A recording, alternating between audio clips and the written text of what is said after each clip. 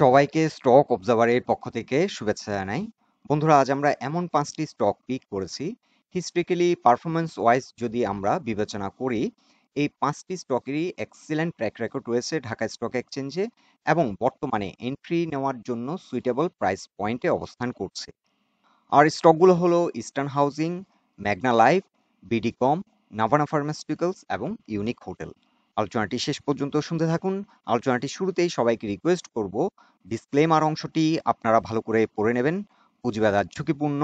আপনার কোনো personal by এবং সেলের কারণে আপনি যদি ক্ষতিগ্রস্ত হয়ে থাকেন, সে দায় স্টক অবজার্ভার বহন করবে না। শুরুতেই আমরা ডে চার্টে দেখে নিচ্ছি ইস্টার্ন হাউজিং লিমিটেড এই স্টকটির অবস্থান। এই স্টকটি একটা সিগনিফিক্যান্ট কারেকশনের পর এখানে সাপোর্ট নিচ্ছে 82, এই জোনটিতে এসে সাপোর্ট নিচ্ছে এবং লাস্ট ট্রেডিং সেশনে যে ক্যান্ডেলটি আমরা দেখতে পাচ্ছি এটি একটি হ্যামার ক্যান্ডেল। হ্যামার ক্যান্ডেল অনেক সময় ট্রেন্ড রিভার্সাল সিগন্যাল প্রোভাইড করে থাকে। সো এন্ট্রি নেওয়ার জন্য এই স্টকটি একটা সুইটেবল প্রাইস পয়েন্টে আছে, তবে we have to keep in mind এই স্টকটি ফার্দার কারেকশন হতে পারে আপ টু 78 পর্যন্ত নেমে যেতে পারে। সো এক্ষেত্রে দুটো সাজেশন আমরা দিতে পারি। যারা কিছুটা সময় নিয়ে ট্রেড করতে চান, তারা চাইলে ডলার কস্ট অ্যাভারেজের মাধ্যমে এটি আপনারা বাই করতে পারেন। যদি এটি 78 পর্যন্ত আসে, আপনারা চাইলে এই জোনটিতে গ্র্যাজুয়ালি কালেক্ট করতে পারেন, কালেক্ট করে হোল্ড করতে পারেন এবং এটা এখান থেকে কোনো একটা পয়েন্ট থেকে রিভার্স যদি ফার্দার ডাউন করে, এখানে কোনো একটা পয়েন্ট থেকে এটা রিভার্সাল হবে এবং এটি আপ টু 88 পর্যন্ত আমরা আপাতত এই ট্রেন লাইনটি এখন রেজিস্ট্যান্স হিসেবে কাজ করবে। আপাতত 90 পর্যন্ত আমরা এই স্টকটির ক্ষেত্রে টার্গেট সেট করব। আর যারা কুইক ট্রেড করতে চান, তাদের জন্য আমরা অ্যাডভাইস করব যে স্টকটি এখন চাইলে আপনারা এন্ট্রি নিতে পারেন, তবে 82 নিচে যদি কোনো কারণে নেমে যায় তাহলে স্টপ লস দিতে হবে। সো কারেকশন ফেজে আমরা দেখতে পাচ্ছি সেল প্রেসার একেবারেই ইনসিগনিফিক্যান্ট, মোটামুটি সেল প্রেসার চলে গেছে। এখন এখান থেকে কোনো একটা পয়েন্ট থেকে হয়তো এই স্টকটি রিভার্সাল করবে এবং আমরা আশা করছি এটি আপ টু 90 পর্যন্ত প্রাইস অ্যাকশন হবে। আর বোথ আমরা ট্রেডিং পয়েন্ট অফ ভিউ থেকে কিংবা ইনভেস্টিং গ্রাউন্ড থেকে বিবেচনা করি না কেন, এই স্টকটি যদি 78 এর নিচে চলে যায় তাহলে এখান থেকে স্টপ লস দিয়ে দেওয়াটাই বেটার হবে, কারণ ট্রেডটা তখন আনসার্টেন হয়ে যাবে। এখানে একটি প্যাটার্ন ফর্ম করছে, আমরা চাইলে আরো একটু নিচে আমরা এই সাপোর্টটিকে নামাতে পারি 75। সো 78 থেকে 75 এটা ক্রিটিক্যাল সাপোর্ট। এর নিচে যদি এই স্টকটি চলে যায় তাহলে ট্রেডটা আনসার্টেন হয়ে যাবে।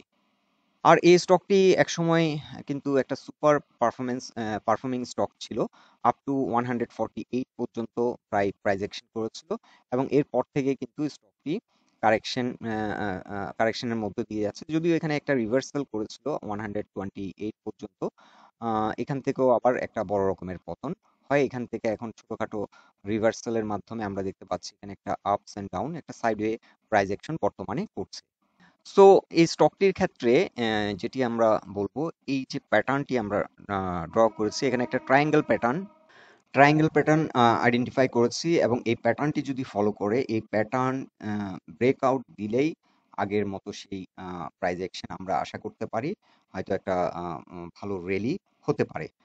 সো আপাতত আমরা 90 পর্যন্ত ফার্স্ট টার্গেট সেট করছি। এই ট্রেন্ডটিকে যদি ব্রেকআউট করতে সক্ষম হয়, পরবর্তীতে আমরা আবারও একটি আপডেট দেব এই স্টকটি নিয়ে। এখন আমরা দেখে নিচ্ছি ডে চার্টে লাইফ ইন্স্যুরেন্স সেক্টরে একটি সুপার পারফর্মিং স্টক, মেঘনা লাইফ ইন্স্যুরেন্স কোম্পানি লিমিটেড। এই স্টকটিও একটা বড় রকমের কারেকশনের পর এখন ডিমান্ড জোনে অবস্থান করছে এবং লাস্ট 2 ডেজ আমরা যে ক্যান্ডেল দেখতে পাচ্ছি, এখানে একটি ইনভার্টেড হ্যামার এবং একটি স্পিনিং টপ। সো এই স্টকটিও কিন্তু ক্যান্ডেলিস্টিক চার্টে আমরা একটা রিভার্সাল সিগন্যাল দেখতে পাচ্ছি এবং এন্ট্রি নেওয়ার জন্য এই স্টকটিও বর্তমানে একটা সুইটেবল পজিশনে অবস্থান করছে। তবে এই স্টকটিতে আমরা এন্ট্রি নিলে 70 নিচে যদি কোনো কারণে নেমে যায়, এই স্টকটি আমরা সাজেস্ট করব যে স্টপ লস নিয়ে নিতে, কারণ স্টকটি ডেড হয়ে যাওয়ার সম্ভাবনা আছে। সো অ্যাজ লং অ্যাজ এই স্টকটি 70 এর উপর অবস্থান করছে, এখান থেকে আবার একটা রিভার্সাল আমরা আশা করছি এবং স্টকটি আমরা টার্গেট সেট করতে পারি 83। 83 থেকে রিসেন্টলি এটি রিজেক্ট হয়েছিল। সো 83 আমরা আপাতত ফার্স্ট টার্গেট সেট করছি এবং 83 যদি ব্রেকআউট করতে পারে, পরবর্তীতে আমরা আবারও আপডেট দেব। সো এই স্টকটি যদি আমরা এন্ট্রি নিই অবশ্যই 70 এর নিচে চলে গেলে স্টপ লস দিয়ে দিতে হবে। আর এখান থেকে আমরা যদি এন্ট্রি নিই আপ টু 83 পর্যন্ত আমাদের ফার্স্ট টার্গেট। যাত্রাপথে এখানে কিছু রেজিস্ট্যান্স ফেস করবে 77.8, এই জোনটিতে কিছুটা সেল প্রেশার আসবে। তবে ভলিউম ওয়াইজ যদি আমরা কনসিডার করি এই স্টকটির কিন্তু সিগনিফিক্যান্ট সেল প্রেশার থাকবে হচ্ছে 90 রেঞ্জে। আর এই স্টকটির ক্ষেত্রেও একটা ট্রায়াঙ্গেল প্যাটার্ন ফর্ম করার পসিবিলিটি ম্যাক্সিমাম। এখানে ট্রেন লাইন বরাবর 76 এ এসে কিছুটা রেজিস্ট্যান্স ফেস করবে, যেহেতু 20, 50 এবং 200 এক্সপোনেনশিয়াল মুভিং অ্যাভারেজের রেজিস্ট্যান্স গুলো ওয়ান বাই ওয়ান অবস্থান করছে এবং এই ট্রেন লাইনটি রেজিস্ট্যান্স হিসেবে কাজ করবে। সো 77 এই স্টকটির জন্য একটি ক্রিটিক্যাল পয়েন্ট। এটি ব্রেকআউট দিলে কিন্তু এটি একটা এগ্রেসিভ প্রাইস অ্যাকশনের মাধ্যমে 83 এটা এই জোনটিতে হিট করবে এবং এখান থেকে যদি ব্রেকআউট দিতে পারে পরবর্তী গন্তব্য হবে 90। সো আপাতত এই স্টকটি এখানে যে গ্যাপটা আমরা দেখতে পাচ্ছি, গ্যাপটা ফিল আপ হতে হয়তো আরো কিছুদিন এই জোনটিতে আপ ডাউন করতে পারে। ভলিউম ওয়াইজ আমরা যদি এখন এই কারেকশন ফেজটিকে বিবেচনা করি, সেল প্রেশার কিন্তু একেবারেই নগণ্য। সেল প্রেশার মোটামুটি চলে গেছে। সো এখান থেকে হয়তো একটা বুলিশ এনগালফিং আমরা আশা করতে পারি এবং স্টকটি কিছুটা সাইডওয়ে মুভমেন্ট হওয়ার সম্ভাবনা আছে। এখন আমরা দেখে নিচ্ছি ডে চার্টে আইটি সেক্টরের একটি performing stock BDCom online limited. এই স্টকটিও কিন্তু একটা সিগনিফিক্যান্ট কারেকশন হয়েছে এবং প্রাইস পয়েন্ট লেভেল একটি সাপোর্ট আমরা আইডেন্টিফাই করেছি 33.4। এই সাপোর্টটিকে বর্তমানে রেসপেক্ট করছে এবং এখান থেকে ঘুরে দাঁড়িয়েছে। সো এই স্টকটিও বর্তমানে এন্ট্রি নেওয়ার জন্য একটা সুইটেবল পজিশনে অবস্থান করছে। এখানে আমরা দেখতে পাচ্ছি রিসেন্টলি এটি 42 পর্যন্ত প্রাইস অ্যাকশন হয়েছিল এবং এখান থেকে কিন্তু আবারও বড় রকমের একটি পতন এবং ফাইনালি এখানে যেহেতু সাপোর্ট নিয়েছে এই জোনটি বর্তমানে এন্ট্রি নেওয়ার জন্য সুইটেবল প্রাইস পয়েন্ট। আর কারেকশন ফেজে আমরা দেখতে পাচ্ছি স্টকটিরও বর্তমানে সেল প্রেশার কিন্তু অনেকটা কমে গেছে। ভলিউম বারগুলো কিন্তু এভারেজ ভলিউম থেকে অনেকটা লো ভলিউমে ট্রেড হচ্ছে। সো সেল প্রেশার কিন্তু সিগনিফিক্যান্টলি কমে গেছে এবং এখান থেকে রিভার্সাল হওয়ার সম্ভাবনা বেশি। তবে এই জোনটিতে কিছুটা স্ট্রাগল করছে, যেহেতু এখানে একটি স্ট্রাকচার ব্রেক করেছে। 33.4 একটি স্ট্রং সাপোর্ট ছিল। এই সাপোর্টটিকে যেহেতু রেসপেক্ট করেনি, এটি আপ টু 35 পর্যন্ত হয়তো একটু সময় নিতে পারে। 35 এর উপরে এটি যদি ঘুরে দাঁড়াতে পারে তাহলে এটি হয়তো কুইক প্রাইস অ্যাকশনের মাধ্যমে আবার এখান থেকে একটা হয়তো কুইক প্রাইস অ্যাকশনের মাধ্যমে আপ টু 38 থেকে 42 পর্যন্ত এটি রিচ করতে পারে।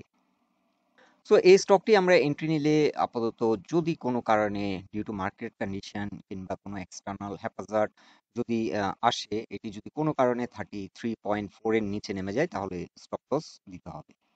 সো আপাতত এই স্টকটির ক্ষেত্রে আমরা 38 ফার্স্ট টার্গেট সেট করতে পারি এবং সেকেন্ড টার্গেট আমরা সেট করব 41.5। এখন আমরা দেখে নিচ্ছি ডে চার্টে ফার্মাসিউটিক্যাল সেক্টরের একটি ভালো পারফর্মিং স্টক। এই স্টকটি সাপোর্ট নিচ্ছে 79.6। এখানে প্রাইস পয়েন্ট লেভেলে একটি সাপোর্ট, এই সাপোর্টটিকে বর্তমানে রেসপেক্ট করছে। সো এই স্টকটি যদি আমরা এন্ট্রি নিই, যদি কোনো কারণে 78 এর নিচে নেমে যায় কিংবা 79 এর নিচে নেমে যায় আমরা স্টপ লস আমাদেরকে দিতে হবে। আর স্টকটি এখান থেকে আমরা যদি এন্ট্রি নিই আপাতত আমরা টার্গেট সেট করব 91.8। এখানে একটি প্রাইস পয়েন্ট লেভেলে আমরা দেখতে পাচ্ছি রেসিস্ট্যান্স এবং আমরা অ্যাকচুয়ালি এটিকে 90.5 থেকে 91.6 এই জোনটিকে আমরা ফার্স্ট টার্গেট সেট করব আপাতত। আর এটি যদি এই জোনটিকে ব্রেকআউট করতে পারে সেক্ষেত্রে আপ টু 106 পর্যন্ত এটি প্রাইস অ্যাকশন হতে পারে। সো সেকেন্ড টার্গেট হবে 106 থেকে 7, ফার্স্ট টার্গেট হচ্ছে 90 থেকে 91। এই স্টকটির ক্ষেত্রেও এখানে যে একটা হিউজ কারেকশন আমরা দেখতে পাচ্ছি, কারেকশনে কিন্তু ভলিউম অনেকটা কমে গেছে এবং এখানে সেল প্রেশার আমরা তেমন একটা দেখতে পাচ্ছি না। সো এই স্টকটি হয়তো এখান থেকে ঘুরে দাঁড়াবে বলে আমরা আশা রাখছি। এখন আমরা ডে চার্টে দেখে নিচ্ছি unique hotel and resorts limited এই স্টকটির অবস্থান। এই স্টকটিও কিন্তু একটা হিউজ আমরা কারেকশন দেখতে পাচ্ছি। স্টকটি রিসেন্টলি 86 পর্যন্ত প্রাইস অ্যাকশন হয়েছে এবং এরপরেই কিন্তু একটা বড় রকমের পতন এবং স্টকটি ফাইনালি এসে 55.5 এই জোনটিকে রেসপেক্ট করছে। এখানে হয়তো আশেপাশে ফ্লোর প্রাইস অবস্থান করছে। সো এই স্টকটি আমরা যদি বর্তমানে এন্ট্রি নিই তাহলে ফ্লোর প্রাইসের কাছাকাছি যদি চলে আসে কিংবা সিচুয়েশন মার্কেট কন্ডিশন যদি ভালো না থাকে স্টপ লস নিতে হবে। আর স্টকটি এখানে আমরা এন্ট্রি নিলে আপাতত আমাদের টার্গেট হবে 60 ফার্স্ট টার্গেট, এবং সেকেন্ড টার্গেট হতে পারে 66 থেকে 73। সো এখানে আমরা একটা ট্রেন্ড লাইন ড্র করে দিয়েছি আপনাদের সুবিধার্থে। এটি 67 কিংবা 66 এই জোনটিতে এসে এই ট্রেন্ড লাইন বরাবর রেজিস্ট্যান্স ফেস করবে, এবং এখানে প্রাইস পয়েন্ট লেভেলও রেজিস্ট্যান্স আমরা দেখতে পাচ্ছি। এই ট্রেন্ড লাইনটি ব্রেকআউট করলে এটি আপ টু 85 পর্যন্ত প্রাইস অ্যাকশন হতে পারে। তবে আমরা আপাতত আমরা সেট করব 76 থেকে 78 এই জোনটিকে আমরা আমাদের সেকেন্ড টার্গেট হিসেবে কাউন্ট করব। সো এই স্টকটিও আপনারা দেখতে পাচ্ছেন ভলিউম ওয়াইজ যদি আমরা এই করি, সেল প্রেশার কিন্তু অনেকটা কমে গেছে। এটিও কিন্তু বর্তমানে এন্ট্রি নেওয়ার জন্য একটি সুইটেবল পজিশনে আছে। সো যারা একটু মিড রেঞ্জে ফোকাস করছেন, যারা স্ট্রং ডিমান্ড জোন ছাড়া স্টক কেনার চিন্তাভাবনা করছেন না, তাদের জন্য এই 5টি স্টক বর্তমানে আমরা সাজেস্ট করব যে সুইটেবল পজিশনে আছে। আপনারা চাইলে এই স্টকগুলো ওয়াচ লিস্টে রাখতে পারেন, এগুলো এন্ট্রি নিতে পারেন, এবং আমরা যেভাবে ইনস্ট্রাকশন দিয়েছি, যদি সিচুয়েশন মার্কেট কন্ডিশন যদি ভালো না থাকে আপনারা চাইলে এক্সিট নিয়ে নেবেন, স্টপ লস দিয়ে দিবেন। সো বন্ধুরা, এই 5টি স্টক নিয়ে এটাই ছিল আমাদের অবজারভেশন। আলোচনাটি যদি আপনাদের ভালো লেগে থাকে অবশ্যই পোস্টটিতে লাইক দিন, বন্ধু বান্ধবের সাথে শেয়ার করুন, আর আমাদের সাথে থাকার জন্য আপনাদের অসংখ্য ধন্যবাদ।